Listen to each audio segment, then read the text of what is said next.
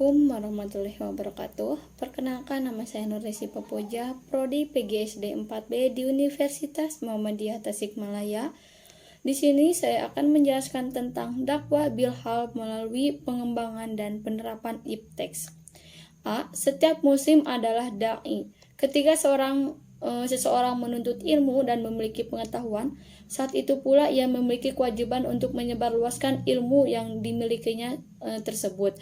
Banyak hal yang dapat kita lakukan untuk mengakutisasikan amanah dalam kita menjadi seorang dai. Salah satunya adalah menjadi seorang murabi. Seorang murabi harus memiliki niat yang ikhlas.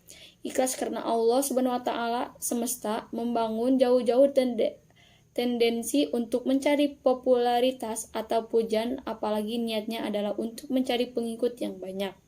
Niat yang ikhlas karena Allah Subhanahu wa taala bermakna seorang murabi melakukan tarbiyah untuk mendekatkan diri kepada Allah Subhanahu wa taala, memperbaiki hambanya dan mengeluarkan mereka dari kegelapan kebodohan dan kemaksiatan menuju cahaya ilmu ketaatan.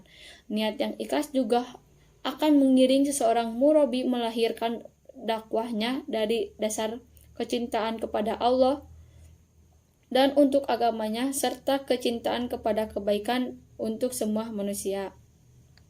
B. Bekerja adalah dakwah. Tidak kiralah apa kategori pekerjaan, sama ada pekerjaan di dalam pejabat yang berbawah dingin, di tapak pembinaan ladang dan sawah sekalipun. Tanggung jawab sebagai dai itu terletak di bahu kita. Kita perlu dakwah di tempat kerja. Usaha dakwah itu tempat kerja ini janganlah disalahartikan dengan pengertian yang sempit. Dakwah bukan bermaksud untuk mengajak manusia melupakan tanggung jawab bekerja dan melakukan amal ibadah yang spesifik semata-mata. Usaha dakwah juga jangan ditafsirkan sebagai hendak tunjuk alim atau hendak tunjuk pandai. Jika begitu, semua orang akan takut untuk berdakwah karena seorang dai yang member dakwah tidak mau dipandang sebagai penyibuk, manakala yang menerima dakwah pula berasa tidak selaras dan menganggap konteks dakwah itu sebagai sesuatu yang tidak bermanfaat. Adapun ganjaran usaha dakwah. C. Kewajiban mengembangkan dan menyampaikan ilmu pengetahuan.